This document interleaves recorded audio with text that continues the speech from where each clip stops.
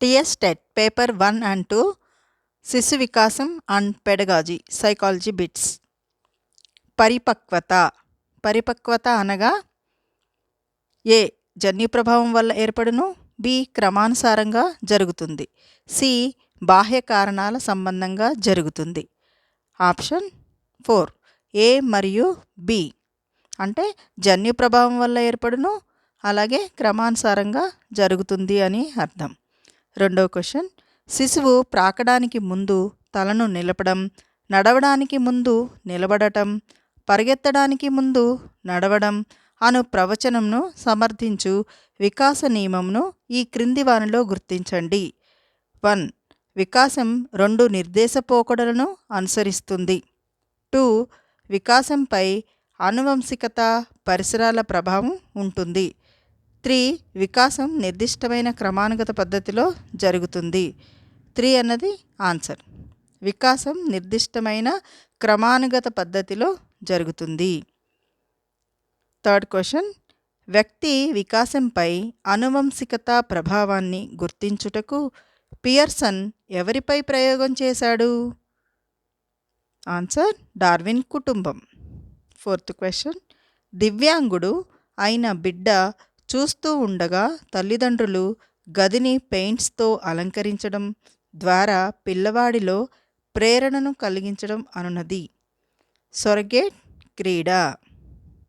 Fifth one, వ్యాయామ ఉపాధ్యాయుడికి భయపడి ప్రార్థనా సమావేశానికి హాజరయ్యే విద్యార్థి కోల్బర్గ్ ప్రకారం ఏ వికాస స్థాయికి చెందును? పూర్వ సాంప్రదాయ స్థాయి. 6.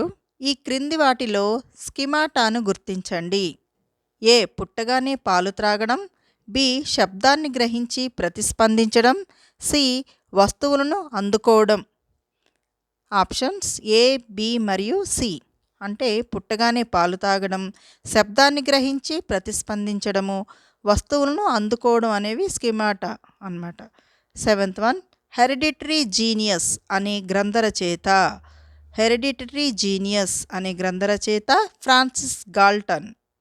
8th వన్, ఒక విద్యార్థి యొక్క శారీరక వయస్సు 10 సంవత్సరములు, మానసిక వయస్సు 10 సంవత్సరములు అయిన ఆ విద్యార్థి యొక్క ప్రజ్ఞాలబ్ధి 100.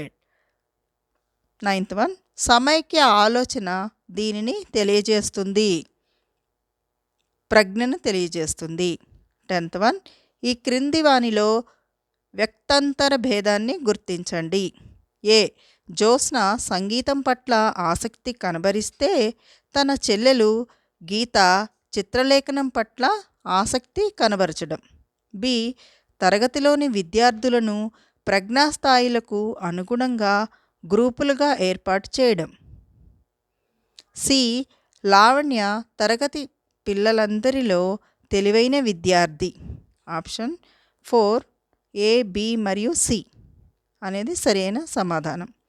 11th వన్, పిల్లల సమగ్ర మూర్తిమత్వ వికాసానికి పాఠశాలలో ఈ రకమైన వాతావరణం ఉండాలి. ప్రజాస్వామ్యపూరితమైన వాతావరణం ఉండాలి.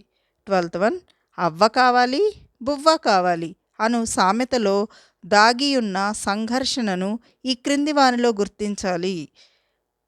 ఉపగమ అనేది దీనికి సరైన సమాధానం అవుతుంది. Thank you.